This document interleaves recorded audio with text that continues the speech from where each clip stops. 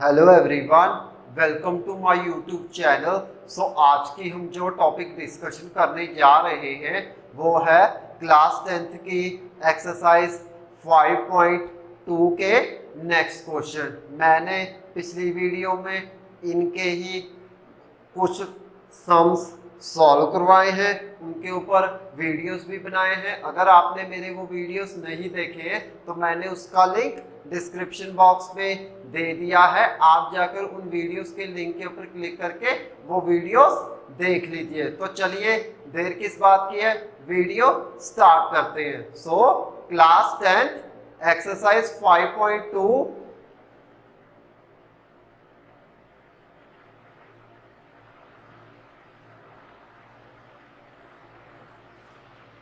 ये है एक्सरसाइज 5.2 जो कि हम लोग आज स्टार्ट करेंगे 16th क्वेश्चन के साथ। 16th question is determine the AP whose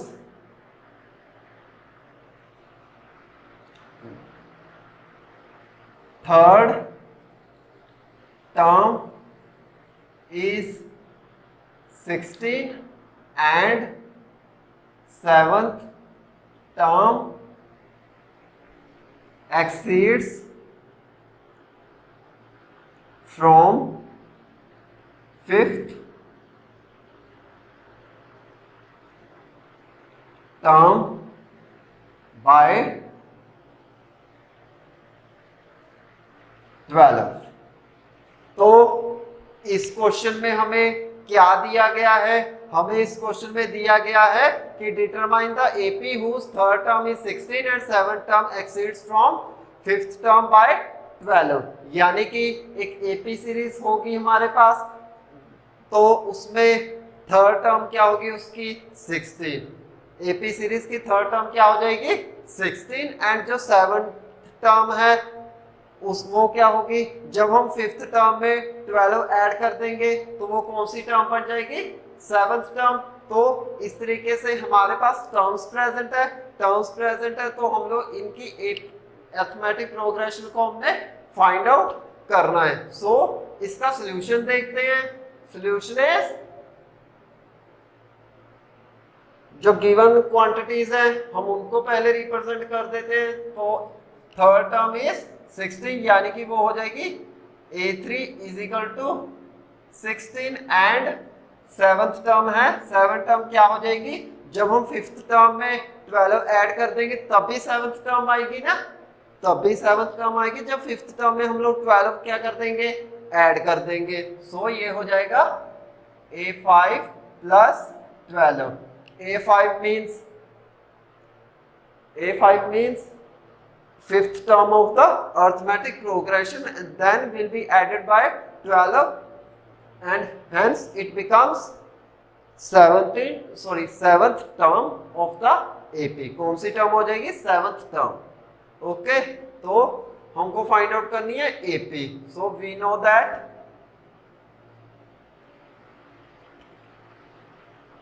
हमारे पास A3 क्या हो जाएगा, A3 होता है a प्लस 2d, यही होता है ना, a3 is equal to a plus 2d according to the formula of arithmetic progression for finding the n।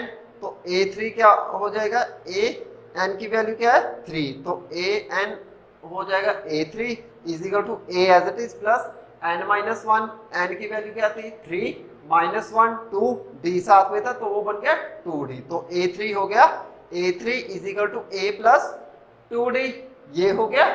अब a3 क्या है 16 is equal to a plus 2d, 16 is equal to a plus 2d। तो हमारे पास जो ये वाली equation थी वो आ गई, इसको फर्स्ट मान लेते हैं। क्या बन गई, a3 की जगह मैंने क्या किया 16 लिखा, a3 किसके इक्वल था 16 के, तो ये 16 हो गया। 16 is equal to a plus 2d as it is, तो ये बन गई 16 is equal to a plus 2d। अब a7 लिख लेते हैं, a7 is equal to a5 plus 12। जो गिवन था वो भी यहीं पे रिप्रेजेंट कर दिया, तो A7 क्या हो जाएगा, ये हो जाएगा A plus 6D is equal to ये हो जाएगा A plus 4D plus 12 according to the formula of arithmetic progression. तो A7 के हिसाब से क्या हो जाएगा ये टर्म, इसको लिख सकते हैं A प्लस 6D। ओके, ये कौन सी बन जाएगी, A plus 6D is equal to A5 क्या हो जाएगा A plus 4D plus 12 as it is. तो अब हमारे पास इक्वेशन बन गई A plus 6D is equal to A plus 4D plus 12। A से कैंसिल हो गया, अब D 4D की टर्म इधर शिफ्ट हो जाएगी, पॉजिटिव में नेगेटिव हो जाएगी, तो ये बन जाएगा 6D minus 4D is equal to 12। तो ये बन जाएगा 2D इज इक्वल टू 12। तो हमारे पास D आ जाएगा इज इक्वल टू वो हो जाएगा 6, बिकॉज 2 1 द 2, 2 6 द 12। तो D की वैल्यू क्या आ गई 6।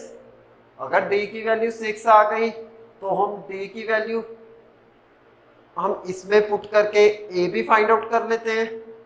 A फाइंड आउट कर सकते हैं ना जब हमारे पास D की वैल्यू है 6।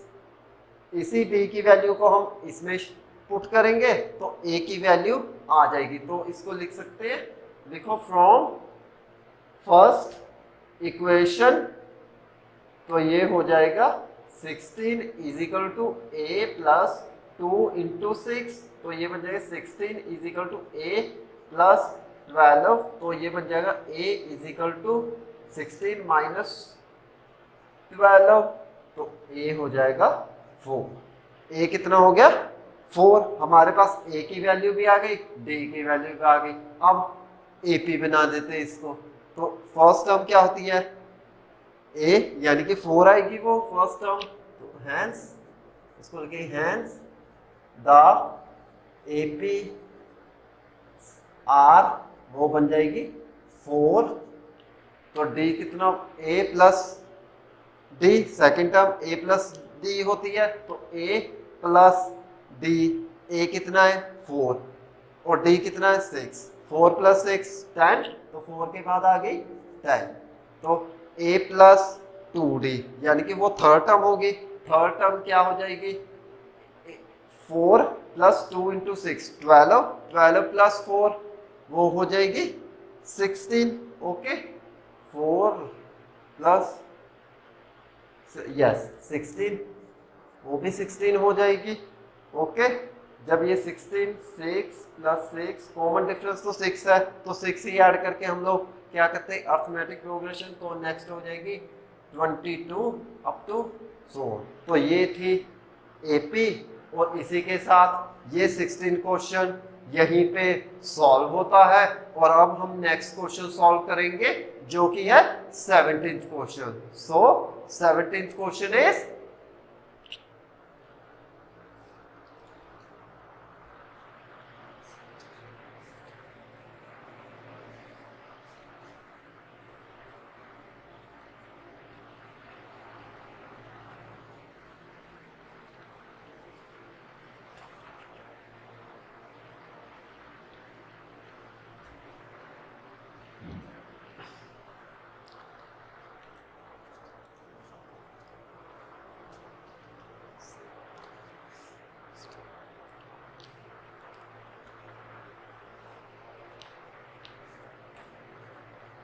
सेवनटीन्थ क्वेश्चन है find the 20th term of AP from the last term of the AP are 3 8 13 up to 2 5 3। तो ये है 17th क्वेश्चन। इसमें क्या गिवन है, हमें इसमें गिवन है कि एक AP सीरीज गिवन है 3 8 13 up to 253। 253 क्या है last term of the AP। अगर 253 लास्ट टर्म है तो उसने क्या बोला है कि हमको क्या करना पड़ेगा, लास्ट टर्म को फर्स्ट में लाना होगा और जो फर्स्ट वाली है उसको लास्ट में रखना होगा, यानी कि इस एपी को इंटरचेंज करना होगा। जब इंटरचेंज करेंगे तो उसके बाद हम लोग इसकी 20th टर्म फाइंड आउट करेंगे। कौन सी टर्म फाइंड आउट कर सकते हैं, 20th term from the last term of the AP. Last term of the AP means कितनी है वो 253, तब 253 की टर्म फर्स्ट में आ जाएगी और 3 की वैल्यू लास्ट में आ जाएगी। जो फर्स्ट में 3 है ना तो वो लास्ट में चला जाएगा, 253 फर्स्ट में आ जाएगा। ऐसे सबसे पहले जो हमारे पास गिवन एपी है उसको इंटरचेंज करेंगे, इंटरचेंज करने के बाद उसकी क्या करेंगे 20th term of AP find out कर लेंगे। सो इसका सॉल्यूशन देखते हैं। सॉल्यूशन इज होगा, पहले लिखेंगे द गिवन एपी क्या हो जाएगी ये 3, 8, 13 अप टू 253 क्या हो जाएगी 253। ये गिवन एपी है 3, 8, 13 अप टू 253। अब इसको इंटरचेंज करेंगे, यानी कि जो ये लास्ट टर्म है वो फर्स्ट में आ जाएगी, फर्स्ट वाली लास्ट में चली जाएगी। So now we can interchange this AP, that is वो हो जाएगी 253 अप टू ये हो जाएगा 13, 8 and 3। ओके 253 अप टू 13, 8 और 3। अब हमने क्या किया कि जो गिवन एपी थी उसको इंटरचेंज कर लिया, क्योंकि हमको लास्ट से लेकर जो उसकी टर्म होगी फर्स्ट की उसी के हिसाब से हमें 20th टर्म फाइंड आउट करनी पड़ेगी ना, क्योंकि हमें उसकी लास्ट टर्म से ही 20th टर्म फाइंड आउट करनी होगी। यही इस क्वेश्चन में पूछा गया है। तो हम लोग अब फर्स्ट टर्म लिखते हैं, क्या होगी फर्स्ट टर्म को हम रिप्रेजेंट करेंगे ए क्या है फर्स्ट टर्म, तो फर्स्ट टर्म कौन सी हो जाए 253, तो ये हो जाएगी 253 फर्स्ट टर्म। अब कॉमन डिफरेंस डी हो जाएगा, डी को हम लिखेंगे this term minus this term. Okay क्या करते थे हम लोग, इसकी साथ वाली टर्म को इसके साथ वाली टर्म के साथ सब्ट्रैक्ट करते थे, माइनस करते थे ना, तो ये वाली टर्म है 3 माइनस 8। तो finding the common difference of the given AP, तो डी आ जाएगा, डी हो गया d is equal to 3 minus 8, वो हो जाएगा -5। मैंने क्या किया कि इसको इसके साथ माइनस कर दिया, इस टर्म को इसके साथ माइनस कर दिया, तो क्या आ गया d is equal to 3 minus 8 is equal to -5। ऐसे ही कॉमन डिफरेंस फाइंड निकलता है ना, यानी कि कॉमन डिफरेंस ऐसे ही फाइंड आउट होता है ना। सो हमारे पास d हो गया, d इज इक्वल टू -5। अब a की वैल्यू भी है आ गई 253, d की वैल्यू क्या आ गई -5। तो चलो अब हम 20th टर्म इस AP की फाइंड आउट कर लेते हैं। So we know that A20 क्या हो जाएगा according to the formula of arithmetic progression, an is equal to a plus n minus 1 into d। तो a है A20, यानी कि A20 का मतलब 20th term of the arithmetic progression, तो वो रिप्रेजेंट हो गया A20 से। A20 is equal to a as it is plus, तो n की वैल्यू क्या आ गई 20 माइनस 1 19, d साथ में था तो वो बन गया 19d। तो पूरी टर्म क्या बन गई A20 is equal to a plus 19d। क्या बन गई A20 is equal to a plus 19d, ये बन गई A20 की अब वैल्यू। अब A20 हमको फाइंड आउट करना है, तो a की वैल्यू हो जाएगी हमारे पास 253, तो इसको लिख लो A20 is equal to 253 plus 19 into -5। d की वैल्यू क्या आई थी -5 इंटू 19 plus 253 is equal to A20, तो A20 हो जाता है यहाँ पे A20 is equal to 253 plus 19 into -5, तो ये हो गया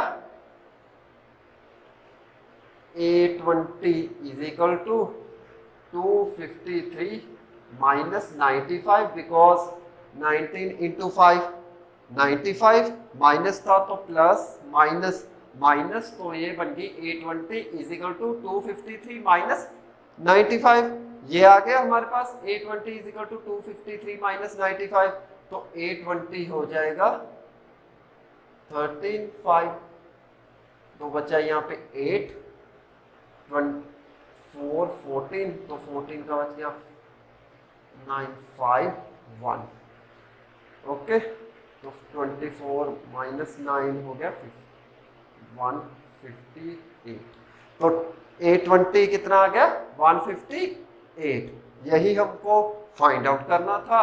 तो इसी के साथ ये 17th क्वेश्चन यहीं पे सॉल्व होता है। अगर आपको इसका स्क्रीनशॉट लेना है तो ले लीजिए, आपके पास 1 मिनट है। हम 1 मिनट के बाद आपको इसी का नेक्स्ट क्वेश्चन भी सॉल्व कराएंगे। सो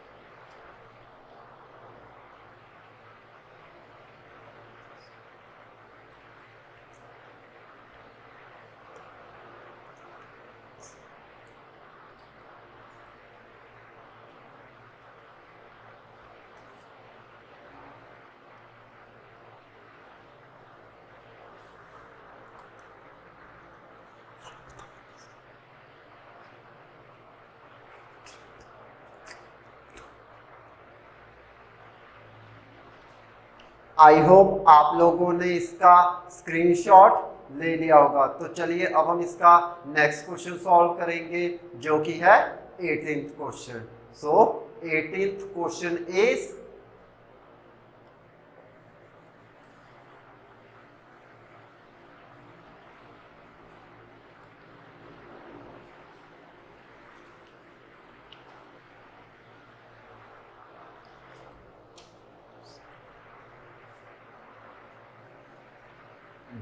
एटीन्थ क्वेश्चन है the sum of 4th and 8th terms of an AP are 24 and the sum of 6th and 10th terms of an AP are 44. Find first 3 terms of AP. Okay, तो 18th question में हमें क्या given है? हमें 18th question में given है कि सम होगा 4th एंड 8th टर्म्स का। जब हम 4th एंड 8th टर्म्स की एपीज का सम करेंगे तो कितना होगा? 24। सम दिया हो फर्स्ट कंडीशन में, सेकंड भी कंडीशन दे दी, सेकंड कंडीशन ये दे दी सिमिलरली, उसमें से उसने ये दे दिया कि जो 6th टर्म है और 10th टर्म है। क्या टर्म है? 6th term and 10th term. क्या दी हुई है उसकी वैल्यू? 44। सम कर दिया इन 2 टर्म्स का, तो क्या है वो? 44 किनका? 6th term and 10th term का। जब हम इन दोनों ने सम किया तो कितना आया? 44। जब इन दोनों का सम किया 4th एंड 8th टर्म का तो कितना आया? 24। Find first 3 terms of AP, यानी कि हमको एपी की फर्स्ट 3 टर्म्स फाइंड आउट करनी होगी। सो इसका सॉल्यूशन देखते हैं। सॉल्यूशन इज, पहले हम लिखेंगे let a is the first term and small d is the common difference. क्या दे दिया? D common difference. ए क्या है? First term. ए को क्या कंसीडर कर लिया? First term. एंड डी को क्या लिख लिया? Common difference. तो लिखेंगे अब अकॉर्डिंग टू क्वेश्चन,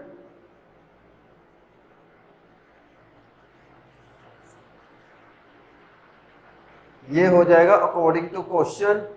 इसको लिखेंगे A4 plus A8 is equal to 24।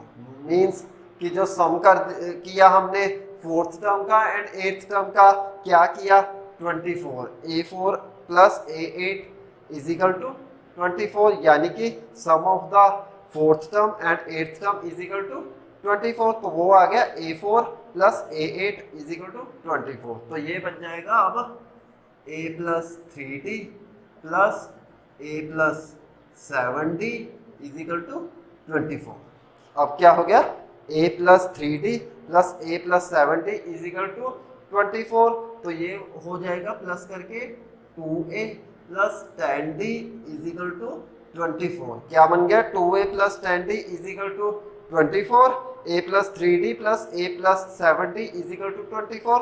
तो A plus A 2A plus 3D plus 7D 10D is equal to 24। तो ये बन गया 2A plus 10D is equal to 24। तो ये बन गया A plus 5D is equal to 12। ये हो गई फर्स्ट इक्वेशन। क्या किया? मैंने सारी इक्वेशन को 2 के साथ ही डिवाइड कर दिया, क्योंकि 2 यहाँ पे भी है, 2 इसमें भी आएगा, 2 इसमें भी आएगा।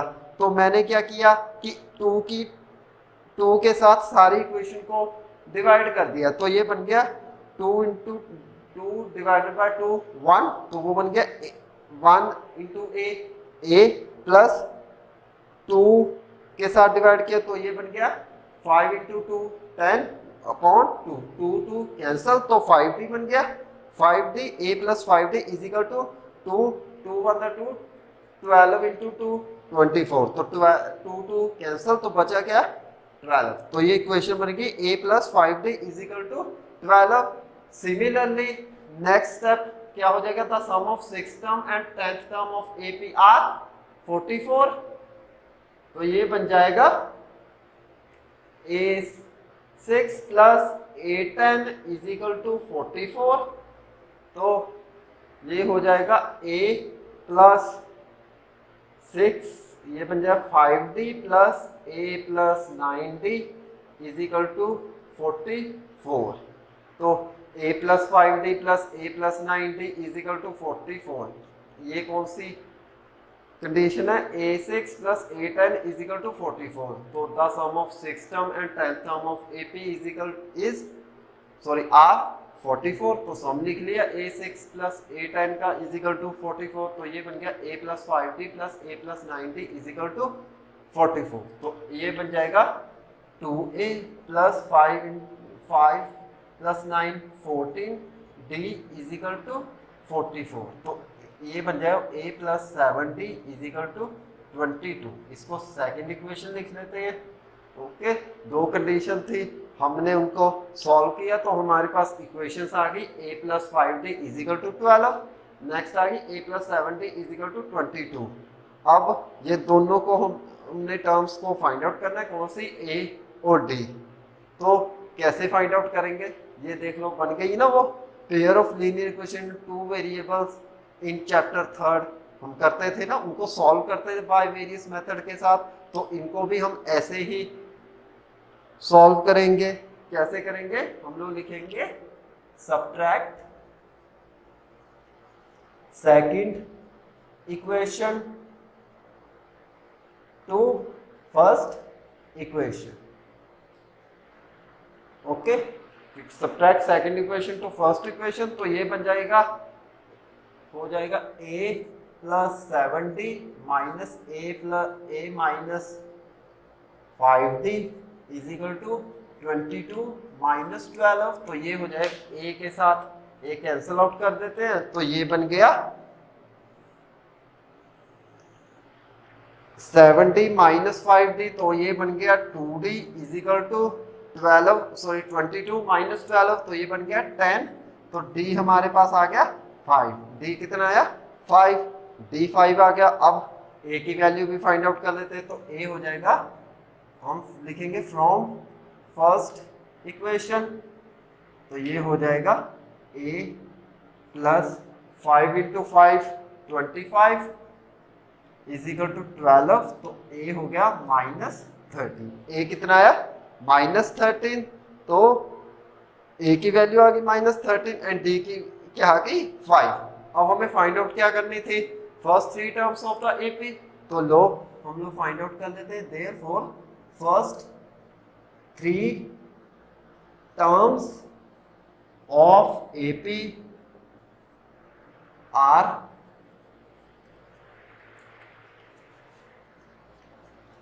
माइनस 13 प्लस 5, ये हो माइनस 8 माइनस 3। ओके, तो हमने फर्स्ट थ्री टर्म्स इसकी फाइंड आउट कर ली, क्या आई माइनस 13 माइनस 8 माइनस 3। तो ये था 18th क्वेश्चन जो कि हमने सॉल्व किया है, और अब हम इसका नेक्स्ट क्वेश्चन सॉल्व करेंगे जो कि है 19th question. So 19th question is,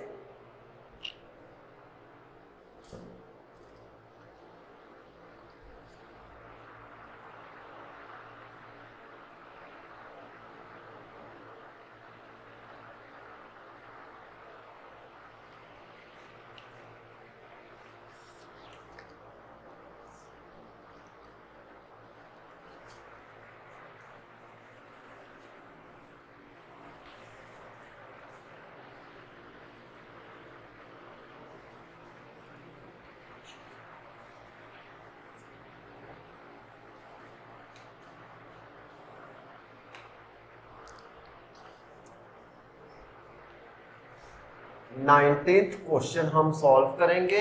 तो अब हम करेंगे 19th question. So 19th question is, वो हो जाएगा Subbarao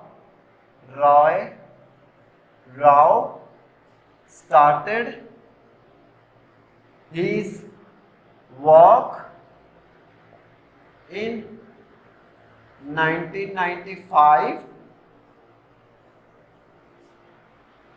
with annual salary rupees 5,000 and received an increment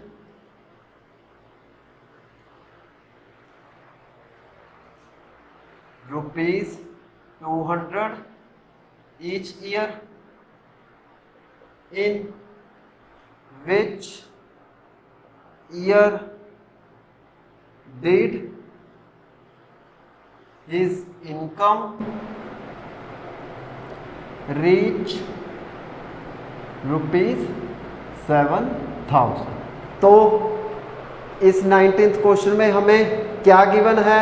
हमें 19th क्वेश्चन में गिवन है कि सुब्बा राव ने अपना काम जो है स्टार्ट किया 1995 में। जब उसने 1995 में स्टार्ट किया तो उसकी एनुअल सैलरी कितनी थी? 5,000। एनुअल सैलरी कितनी हो गई? 5,000। उसको रिसीव कितना होता गया हर ईयर? 200 रुपीज़ इन्वेस्टमेंट, यानी कि उसकी सैलरी 200 रुपये हर साल बढ़ती गई। जब हर साल 200 रुपये उसकी इनकम बढ़ती गई, तब उसकी इनकम ऐसे ईयर फाइंड आउट करना है जिसमें उसकी इनकम पहुंचेगी 7,000 रुपीज़ के साथ। कितनी? 7,000 रुपीज़ की ऐसा हमें ईयर निकालना है कि जिससे उसकी सैलरी हो जाए 7,000। ओके, उसने स्टार्ट कहाँ से किया था? 5,000 रुपीज़ उसको सैलरी मिलती थी साल की।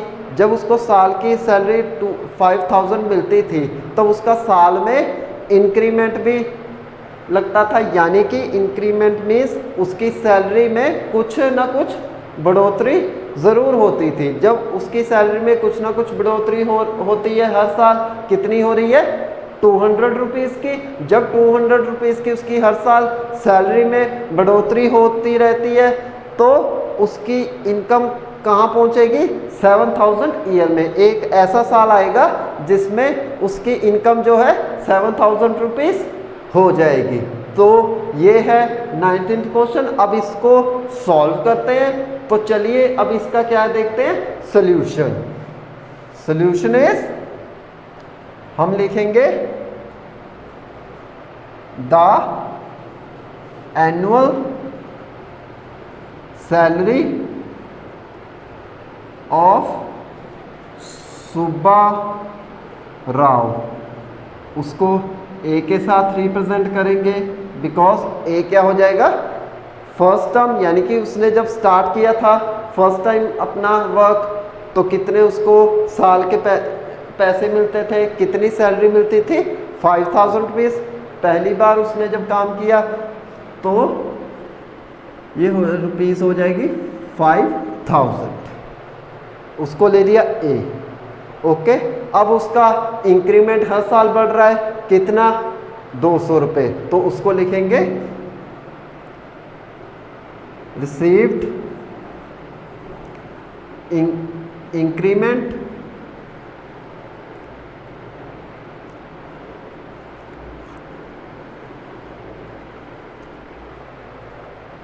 ईच ईयर, यानी कि ये हो जाएगा D. That means common difference, क्योंकि हर साल बढ़ रहा है तो इसको लिखेंगे डी। ये हो जाएगा कॉमन डिफरेंस। तो ये कितने रुपीस हो जाएगा? 200, यानी कि हर साल उसका इंक्रीमेंट बढ़ रहा है साथ साथ। हर साल, पहले साल में उसकी जब उसने काम शुरू किया तो कितनी सैलरी बनी? 5,000। तो जब हर साल उसका इंक्रीमेंट बढ़ता गया कितना? 200। तो उसको लिख लिया डी। दैट मीन्स वो हो जाएगा कॉमन डिफरेंस। तो जो स्टार्टिंग में उसने 5,000 रुपीज़ में काम किया तो वो क्या हो गई उसकी? ए, यानी कि फर्स्ट टर्म। ओके, तो हमें फाइंड आउट करना है वो ईयर जिसमें उसकी सैलरी कितनी हो जाए? 7,000। तो वो हो जाएगा AN is equal to ₹7,000 means those income reach 7,000 rupees of an year.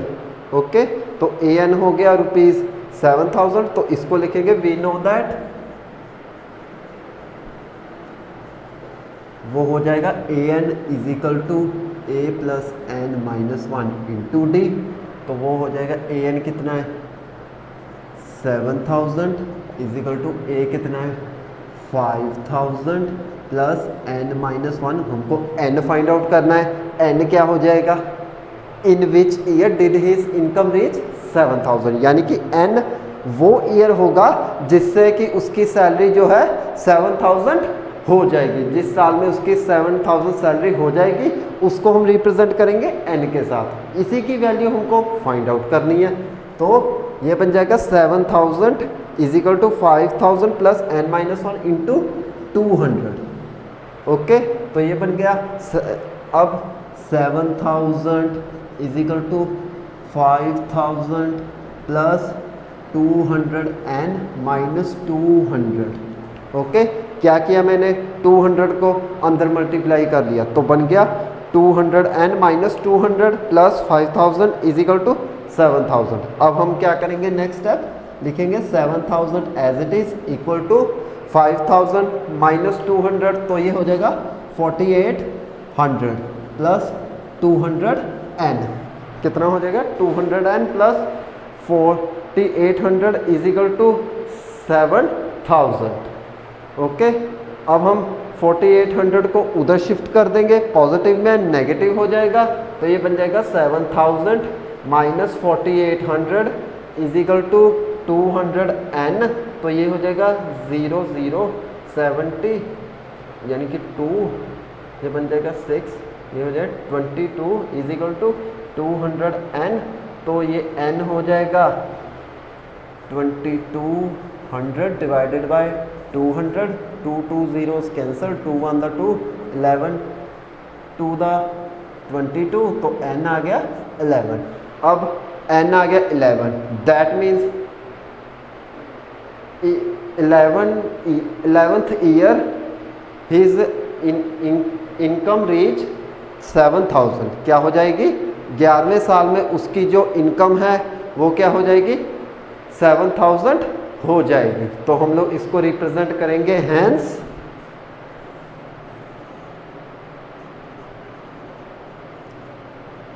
11th year of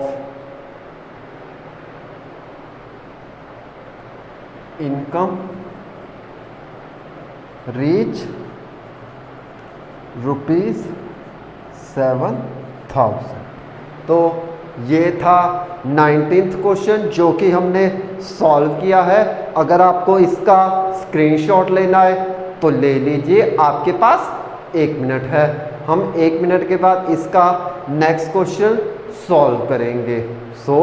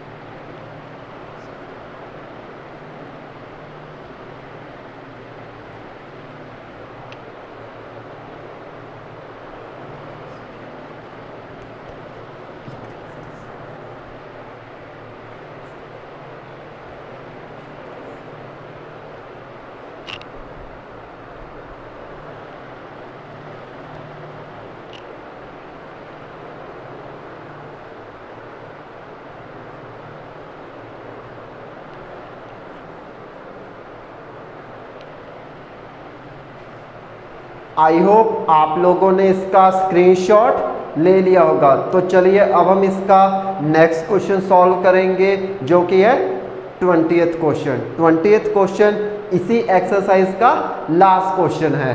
so 20th question is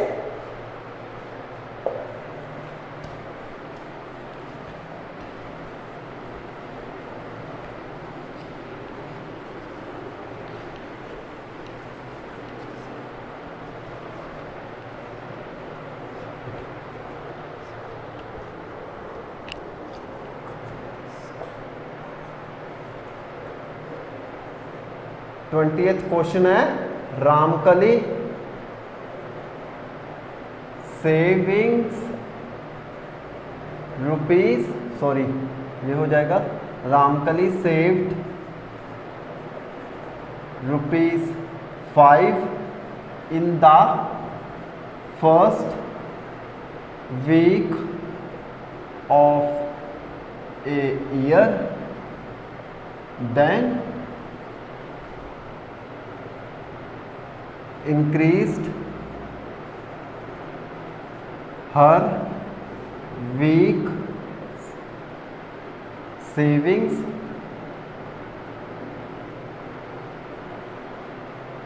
by ₹1.75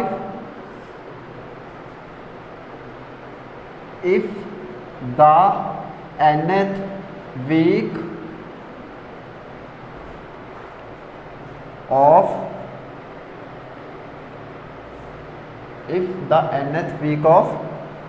her savings become ₹20.75, find n। तो ये है 20th क्वेश्चन, इसी एक्सरसाइज का लास्ट क्वेश्चन। तो ये है, इसमें क्या गिवन है, इसमें ये गिवन है कि रामकली ने क्या कर रही है, वो अपने जो फर्स्ट वीक होता है ना ईयर का, उसमें वो ₹5 सेव करती हैं। हर वीक में ₹5 क्या करती है, सेव करती हैं। जब वो ₹5 सेव करती है ना, तो जब वीकली टू वीकली अगर देखें तो उसकी जो सेविंग्स है वो बढ़ जाती है। कितने रुपीस, ₹1.75। कितने रुपीस, ₹1.75। उसकी हर वीकली सेविंग्स जो है वो इंक्रीज हो जाती है। अब उसका भी फाइंड आउट करनी है एन वैल्यू। एन कौन सी होगी वैल्यू, इसी एन होगी nth week of the her savings becomes ₹20.75। Means n वो वैल्यू होगी इस वीक की जब उसकी सेविंग्स हो जाएगी ₹20.75। कितने, ₹20.75 एन। वो एन हो कहलाएगा week, nth week of her savings become ₹75। हमें इसी एन को फाइंड आउट करना होगा। ये बेसिकली सिमिलरली लास्ट क्वेश्चन जो हमने 19th क्वेश्चन किया था ना, सिमिलरली उसी के ऊपर ही बेस्ड है। तो इसका भी सेम प्रोसेस लगेगा। तो हम इसका सॉल्यूशन देखते हैं। सॉल्यूशन इज, ये हो जाएगा, हम लिखेंगे let Ramkali saved in the first week, sorry ये नहीं है, लेट से Ramkali saved in the first week of a year, तो वो हो जाएगा ₹5, यानी कि ये हो जाएगा ए। यानी कि वो ए क्या है, first week of the year, जब उसने ₹5 बचाए एक ईयर में, सॉरी एक हफ्ते में कितने रुपीस बचाए, ₹5, तो उसको ए मान लिया। फर्स्ट वीक था तो ए क्या होती है, first term.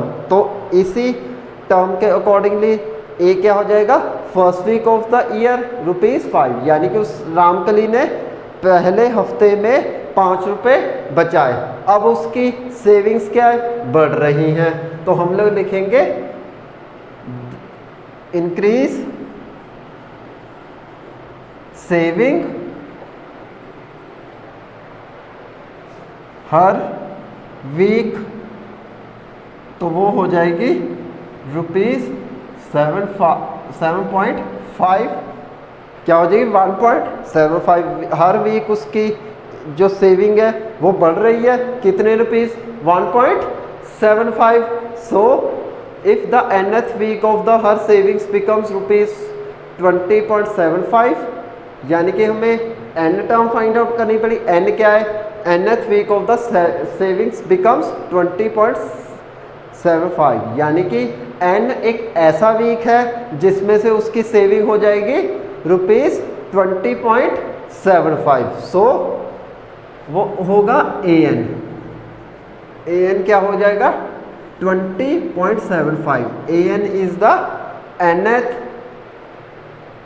Term of the arithmetic progression, यानी कि ये क्या कहला रहा है कि वो इसमें से वो बताएगा कि जब इसकी सेविंग्स एक ऐसा हफ्ता आएगा जिसमें इसकी सेविंग हो जाएगी 20.75 रुपीज़। कितनी रुपीज़ 20.75। तो an को लिख सकते हैं a plus n minus 1 into d is equal to 20.75। Okay, ये हो जाएगा a plus n minus 1 into d, ये हो जाएगा 20.75। तो इंक्रीज सेविंग हर वीक क्या हो जाएगी d, यानी कि उसकी सेविंग जो है बढ़ रही है। d क्या होता है कॉमन डिफरेंस, तो d की वैल्यू क्या होगी 1.75।